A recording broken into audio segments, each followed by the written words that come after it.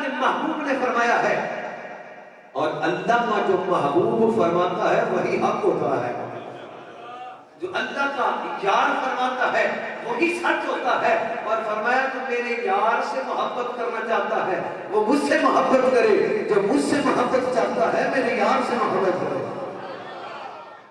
اگر آپ کا ذوق ہے تو میں قرآن پڑھ کے لے کے چل رہا ہوں۔ اللہ اکبر۔ اگر اسی وقت اللہ نے اعلان فرمایا قل ان کنتم تحبون اللہ،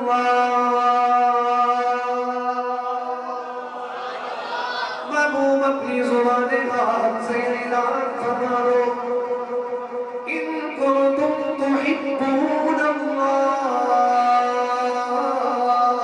اگر تم اللہ سے محبت کرتے ہو فاتبعونی،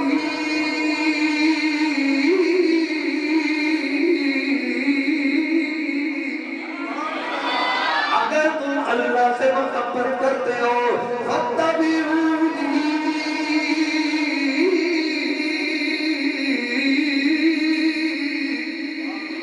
اگر اللہ سے محبت کرتے ہو میری اطاعت کرو، مجھ سے محبت کرو، پھر ہوگا کیا؟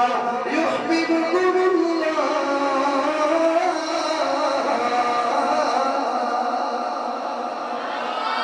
فرمایا تم میری اتباع کرو، مجھ سے محبت کرو، تم اللہ سے محبت چاہتے ہو تو مصطفیٰ کے دربار میں آ جاؤ، مصطفیٰ کے دربار میں آؤ گے تو پھر انعام کیا ہوگا؟ فرمایا یحببکم اللہ،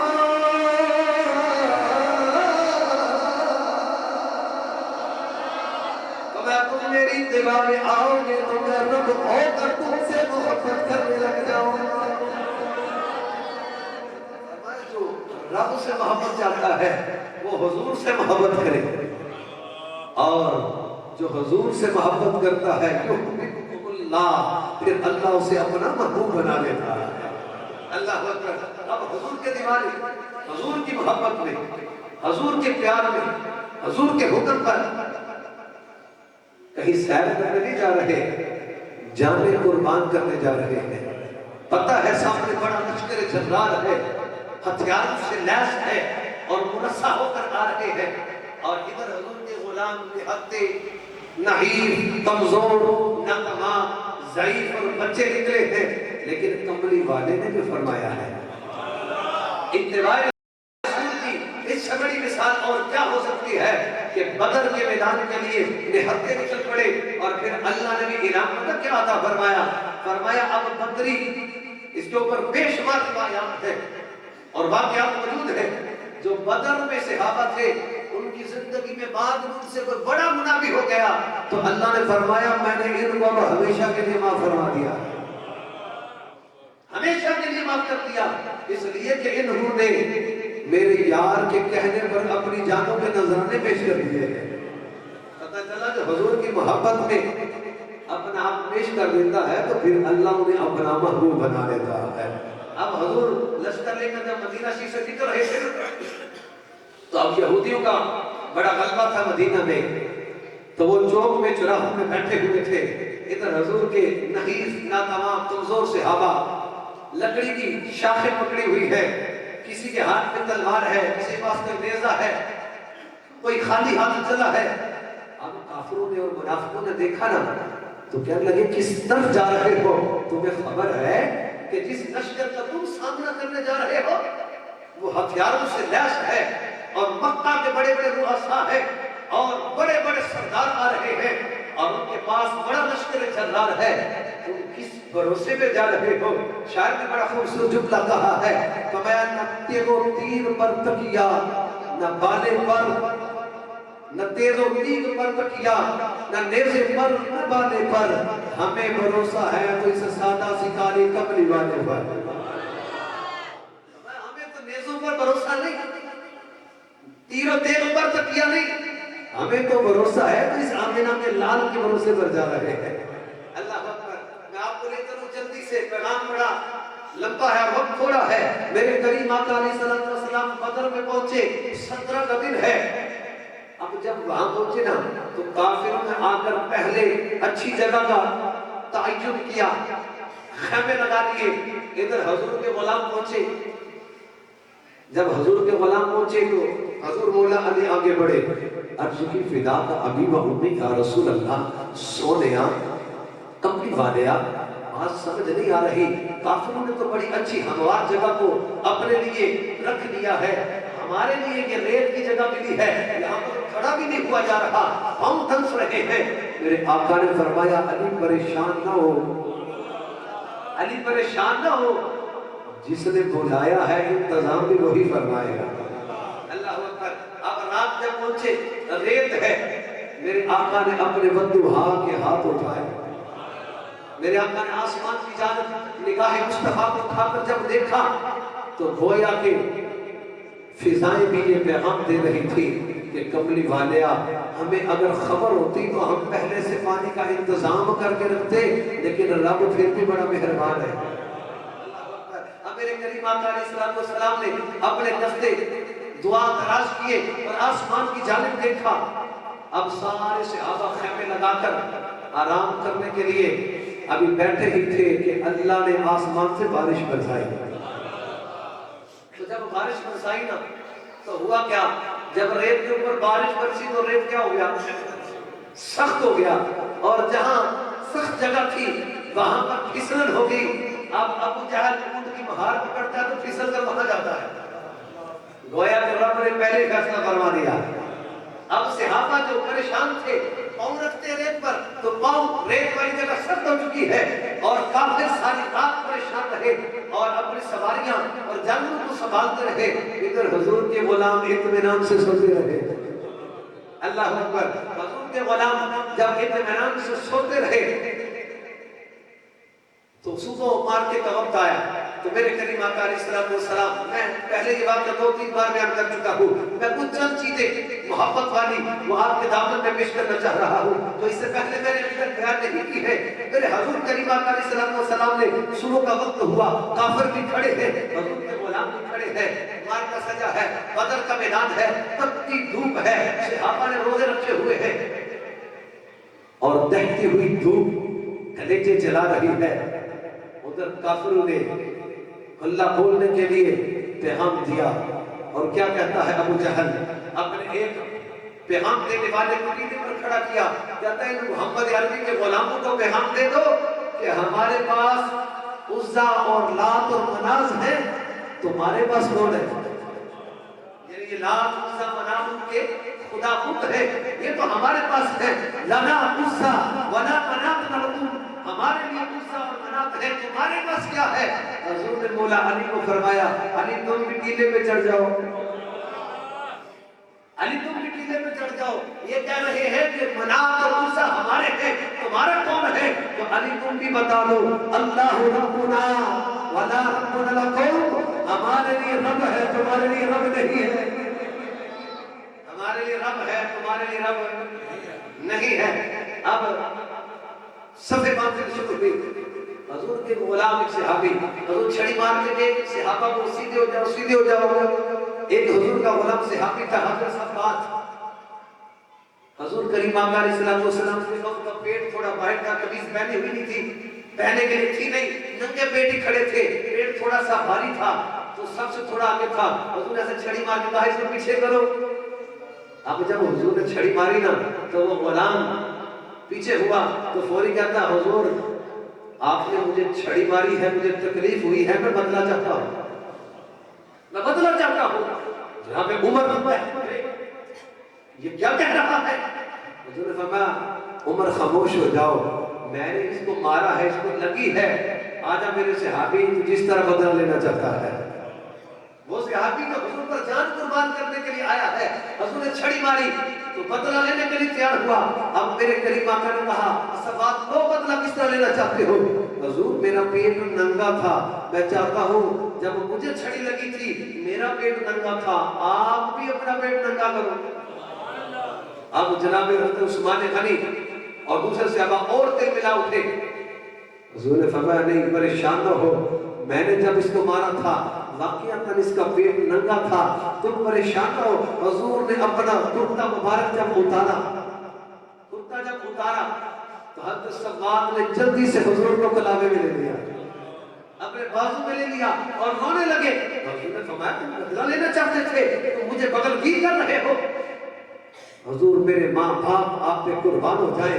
اے آمینہ کے لال میں چاہتا یہ تھا اب موت کا وقت شاید قریب ہے, شہادت نصیب ہوگی. آقا میں چاہتا تھا آخری وقت ہو, آمینہ کے لال کے بدن سے میرا بدن مس ہو جائے تو جنت کے راستے آسان ہو جائے. میں چاہتا تھا کہ جنت کے راستے آسان ہو جائے. اب صفے بن گئی, مارکا شروع ہوا. جملہ محبت کا سنیے گا. جب صفے بن کے مقابلہ شروع ہوا, ادھر سے کافر نکلے, ادھر سے حضور کے دیوانے نکلے. لشکر جرات سے مقابلہ. اب وہ قرآن کی وہ اس آیت مقدسہ کو میں آپ کے سامنے پیش کرتا ہوں کہ جب اللہ نے آدم کے بنانے کا ارادہ کیا تو کیا کہا تھا, انی جاعل فی الارض خلیفہ قالوا اتجعل فیہا من یفسد فیہا ویسفک الدماء. اگر آپ کو ذوق تو میں محبت سے پڑھ دوں. اللہ اکبر بمزید وقال اللہ سبحانہ وتعالی الہ و انی جاعل فی الارض خلیفہ قالوا اتجعل فیہا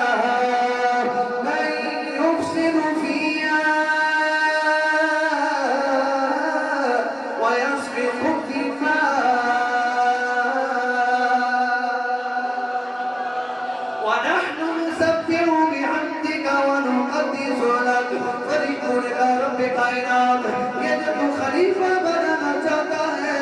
یہ خوب ریزیاں کریں گے, فساد برپا کریں گے, یہ لوگوں کو گناہ کے اندر مبتلا کریں گے. آج بدر کا میدان سج گیا. اللہ نے فرمایا کملی والے پریشان نہ ہو, میں آج فرشتوں کو پھر لا رہا ہوں. فرشتوں کو یہ کام تھا کہ ہم عبادت کریں گے, یہ خون ریزیاں کریں گے. اے فرشتوں, اے جبریل جا, اے نازار فرشتے لے کے آمینہ کے لال کی بارگاہ میں حاضر ہو جا.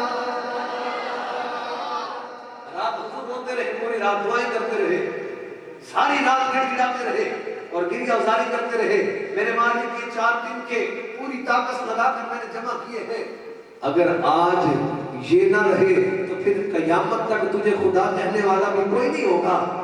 اللہ نے فرمایا قبری والے پریشان نہ ہو. ذرا محبت سے بولو سبحان اللہ. میں بدر کا نقشہ پیش کروں, ذرا ادھر والے بھی محبت سے بولو سبحان اللہ.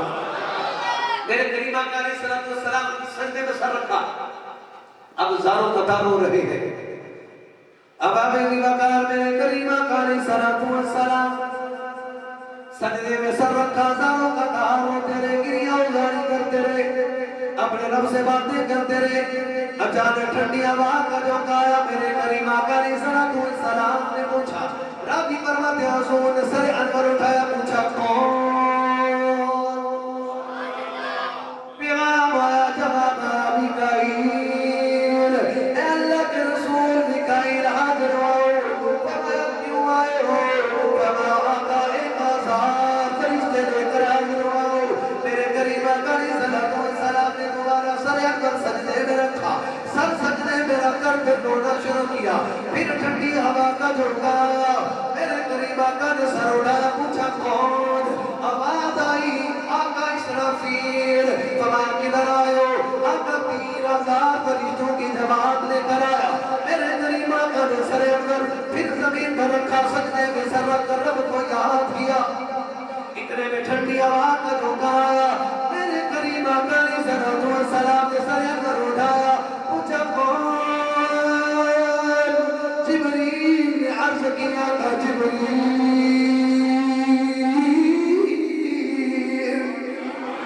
میرے آقا نے فرمایا جبریل کیسے آنا ہوا؟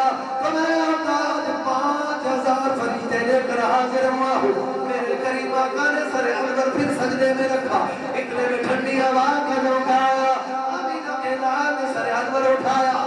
میرے کریم آقا نے سر اٹھا کر پھر پوچھا کون؟ آواز آئی آقا اسرائیل. میرے آقا نے فرمایا اسرائیل تو روح قدس کرنے آتا, ادھر کیوں آئے ہو؟ اسرائیل تو روح قبض کرتا ہے, آج ادھر کیوں آئے ہو؟ اسرائیل ہاتھ بات کرتے ہیں. میرے کریم آقا سارے آپ کی طرف آئے ہیں.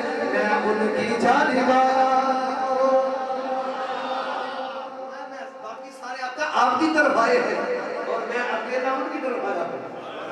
یعنی کافروں کی قبض ہوگی، محمد عربی کے غلاموں کو نہیں ہوگی۔ آقا میں ادھر نہیں، ادھر سارے آئے ہیں، میں ادھر کے لیے آیا ہوں۔ اللہ اکبر۔ اب بدر کا جب میدان ہوا تو فرشتے کہتے تھے بارے الہ یہ فساد، یہ خون ریزیاں، یہ گندا فساد کریں گے۔ اللہ نے فرمایا جبریل یہ فرشتے مجھے کہتے تھے، سارے یہ کہا کرتے تھے کہ یہ خلیفہ جو بنا رہا ہے یہ تو خون ریزیاں کریں گے، گناہوں کے اندر ڈوب جائیں گے، اور یہ خون ریزیاں کرنے کا الزام انہوں نے میرے خلیفوں پر لگایا تھا۔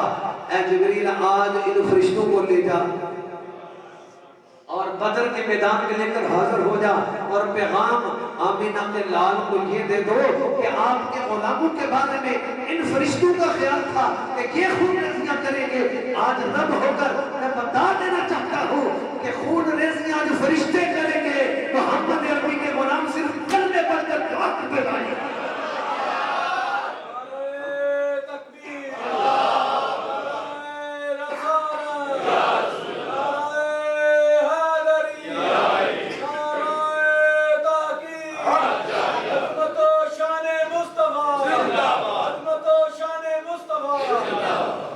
اللہ اکبر۔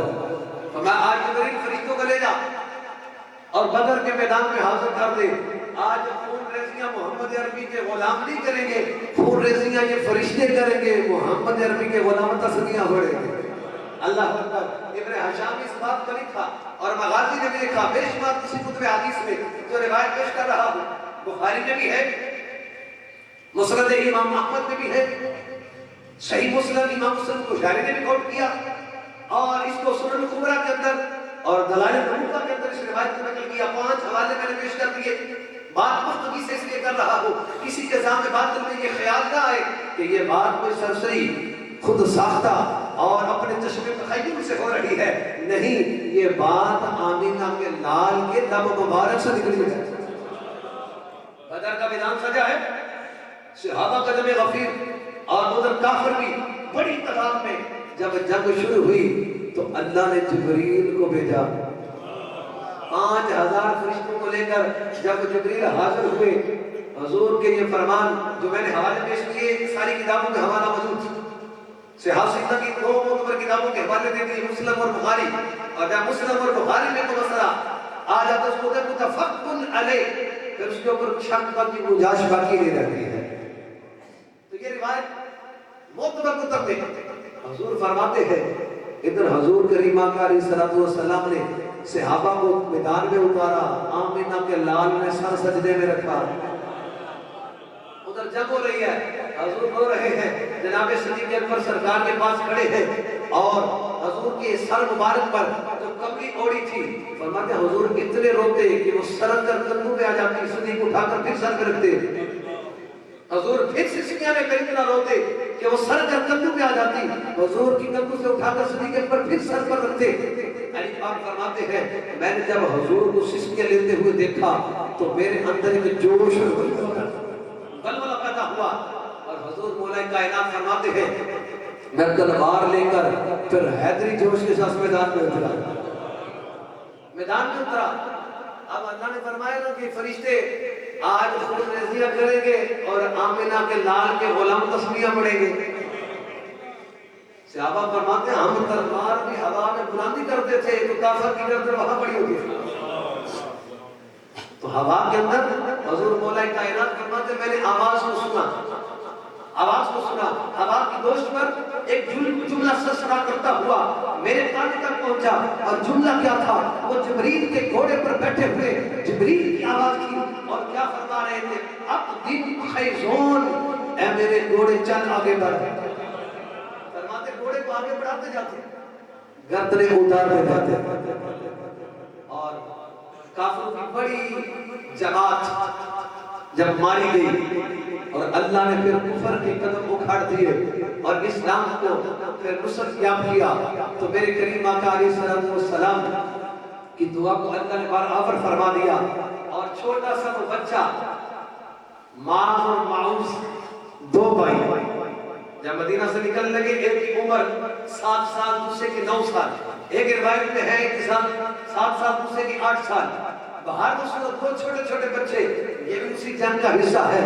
لیکن ایک حضرت سعد بن وقاص رضی اللہ تعالیٰ عنہ کا بھائی ہے, عمر ان کی 13 سال ہے. کتنی عمر؟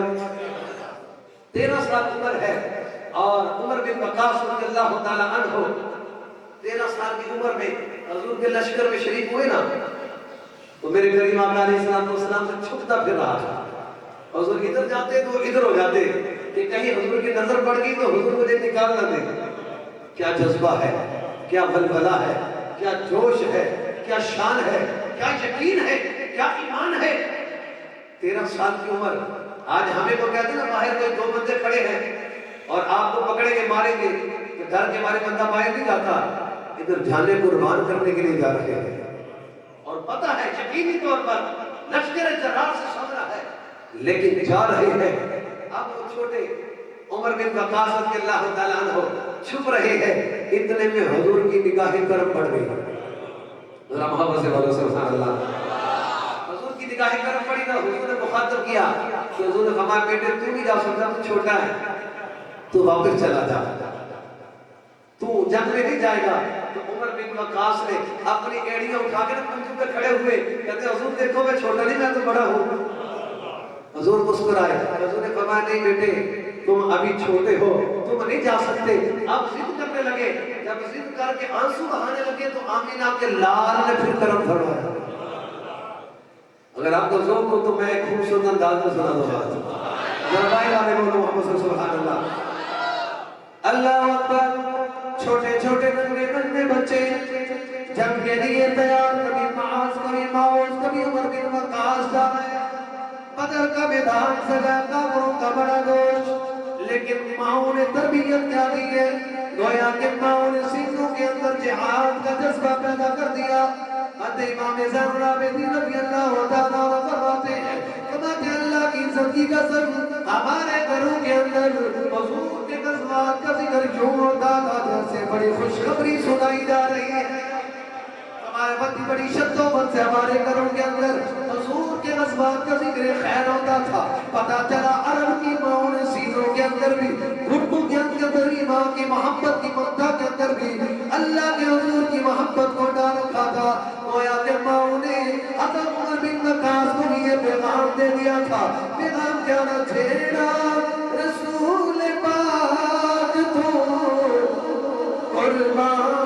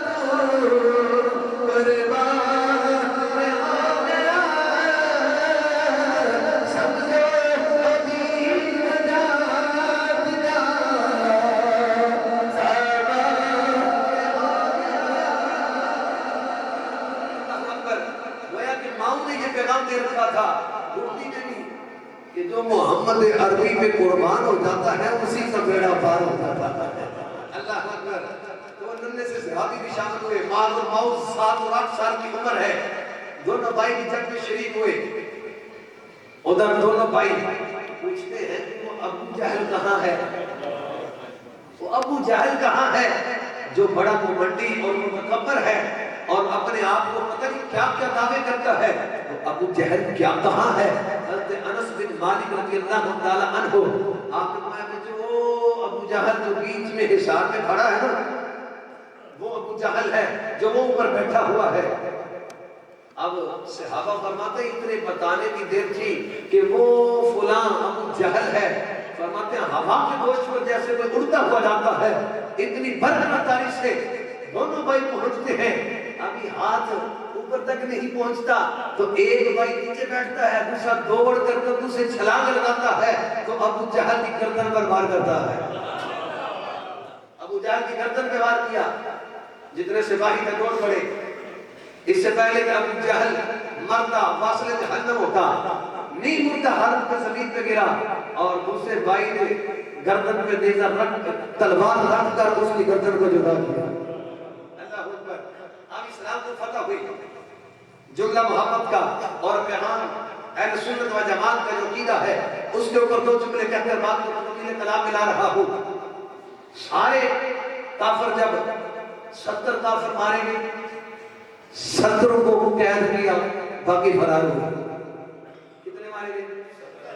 اور وہ 7 بدگماش سردار سارے مارے گئے جنہوں نے میرے کریم آقا علیہ السلام کی لخت جگر سیدہ فاطمہ بنت محمد سلام اللہ علیہا جب حضور نماز پڑھ رہے تھے مکہ کے شہر میں تو 7 بدگماشوں نے بڑی گوٹری اٹھا کر اونٹ کی حضور کی گردن مبارک پر رکھی، حضور دب کے اس کے نیچے تو سیدہ کائنات 8 سال کی عمر تھی یا 7 سال کی عمر تھی، دوڑتی ہوئی گئی، روتی ہوئی جا کر حضور کے اوپر سے اوجری کو کھینچتی ہے، اتارتی ہے، حضور کی زلف مبارک کو صاف کرتی ہے، اور پھر آسمان کی طرف نکاح کر کے یہ جملے ارشاد عرض کرتی ہے کہ یا اللہ ان بدگماشوں کو جن نے میرے بابا کو تکلیف دی ہے ان کو نیست و نابود اور ذلیل کرنا، رسوا کرنا۔ تو آتے ہیں کہ بدر کا میدان آیا تو 7 کے 7 بدگماش وہاں ذلیل اور رسوا ہو کر قتل ہوئے۔ سب سے بڑا بدماش تھا ابو جہل، وہ بچوں کے ہاتھ میں سے ذلیل ہوا، ایک بھی نہیں بچا، سارے کے سارے ذلیل ہوئے۔ اب 70 تیار ہوئے، 70 مارے گئے۔ اب لاشیں کنویں میں پھینکی جانے لگی۔ میں عقیدہ رسول اللہ کہنے لگا ہوں باہر تک ہر بندے کا عقیدہ بدل جانا چاہیے اس بات پر، اور اپنی سماعتوں کو حاضر بخش کر کے بیٹھیے گا۔ حوالے لمبی فہرست میرے پاس موجود ہے۔ میرے کریم آقا علیہ السلام نے کہا کہ ان لاشوں کو کنویں کے اندر پھینکو۔ ابو جہل، عتبہ، شیبہ، مغیرہ، اخرس بن شریح، یہ بڑے بڑے سارے کافر کنویں کے اندر پھینکے گئے۔ لاشوں کو کنویں کے اندر پھینکا تو میرے آقا کنویں کے کنارے پر کھڑے ہوئے، کنویں کے کنارے پر کھڑے ہوئے، اور کھڑے ہو کر کیا جملہ ارشاد فرمایا، یا ابا جہل بن ہشام تابت من ربیجتا یا شیبت من ربیجتا حل وجدتم ما وعد ربکم، اے شیبہ مغیرہ کیا تم نے اپنے رب کے وعدے کے خلاف آیا ہے؟ ہاں فإنی وجدت ما وعدنی ربی حقا، اللہ کی عزت کی قسم جو میرے رب نے مجھ سے وعدہ کیا تھا میں نے اس کے اوپر پورا پایا ہے۔ جو میں عقیدہ دینا چاہتا ہوں، کنویں پر کھڑے ہوئے، اور کھڑے ہو کر میرے کریم آقا علیہ السلام جب باتیں کرنے لگے نا ابو جہل سے، یہ روایت میں نے پیش کی ہے، لمبی فہرست ہمارا جات کی، بخاری میں بھی ہے، مسند امام احمد میں بھی ہے، مسلم میں بھی ہے، ماجہ میں بھی ہے، لمبی فہرست ہے۔ میں نے بات جملہ کر دیا، حضور جب ان سے باتیں کرنے لگے، پیغام سنا اور بات مکمل ہو گئی، حضور جب باتیں کرنے لگے جناب عمر بن خطاب آگے بڑھے، آگے بڑھ کر عرض کرتے ہیں آقا یہ تو مر چکے ہیں، آقا یہ تو مر چکے ہیں، کیا یہ سنتے ہیں؟ جن کا یہ عقیدہ کہ نبی نہیں سنتے، ڈوب کے مر نہیں جانا چاہیے اس امتی کو کہ جس کا یہ خیال ہو آقا سن نہیں سکتے۔ کافر کنویں میں ہیں، حضور باتیں کر رہے ہیں، ابو جہل بھی ہے، عتبہ بھی ہے، شیبہ بھی ہے، اخرس بن شریح بھی ہے، مغیرہ بھی ہے، سارے بڑے ہیں، کنارے پر کھڑے ہیں اور باتیں کر رہے ہیں۔ جناب عمر عرض کرتے ہیں آقا آپ ان لوگوں سے باتیں کر رہے ہیں؟ میرے آقا نے فرمایا اے عمر اللہ کی عزت کی قسم اتنا تم مجھے نہیں سن سکتے ہو جتنا یہ مجھے سن رہے ہیں، اتنا تم مجھے نہیں سن سکتے جتنا یہ مجھے اس وقت سن رہے ہیں، ہاں بس ان کو بولنے کی طاقت نہیں رہی۔ پتہ چلا کہ مردہ جب ہو جاتا ہے تو کافر ہی کیوں نہ ہو، وہ زندوں سے زیادہ سنتا ہے، تو جو رب کا محبوب ہو تو عقیدہ رسول نے کیا ہے؟ میں اب سب جملے یا بڑے جملے لمبی بات نہیں، وقت ہو چکا ہے، آخر جملہ بات مکمل کر رہا ہوں۔ اہل سنت و جماعت کا عقیدہ کیا ہے؟ گودل میں بیٹھے ہوئے غلام کے لیے پیغام اور محبت کا جملہ، ہر بندے کا ہاتھ بلند ہو جائے اور یہاں سے ہاتھ اٹھے تو مدینے گنبد خضرا سے آواز آئے، یہ غلام جو ہاتھ اٹھا رہے ہیں حضور کی محبت میں آمینہ کے لال گنبد خضرا میں بیٹھ کر غلاموں کا ہاتھ دیکھ بھی رہے ہیں، جو آقا پر سلام دیکھ رہے ہیں، آمینہ کے لال ان کا سلام سن بھی رہے ہیں، جواب دے رہے ہیں۔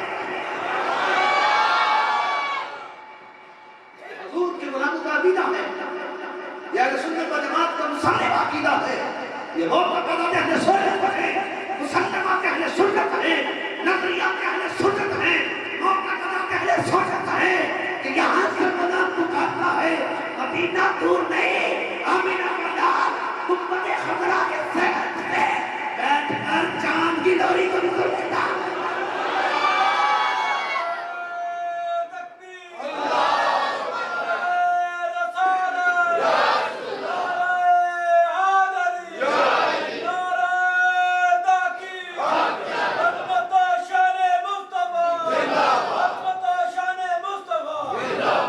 تو ہمارا عقیدہ ہے سنت و جماعت کیا ہوگا جی کہ آمینہ کے لال یہ 3300 کلومیٹر دور یا 2300 کلومیٹر دور مدینہ میں دور ہے، میرے کریم آقا تو 2 لاکھ سے زیادہ دور مسافت، میل کی مسافت چاند ہے، وہاں سے اس کی لوری کو سن لیتے تھے جب ابھی جھولے میں ہوا کرتے تھے، وہاں سے غلام یہاں سے ہمارے تو مدینے سے پیغام آ جاتا ہے، عمر یہ ابو جہل، یہ عتبہ، یہ شیبہ، یہ مغیرہ، یہ حسن شریح، یہ سارے مجھ سے زیادہ سن رہے ہیں۔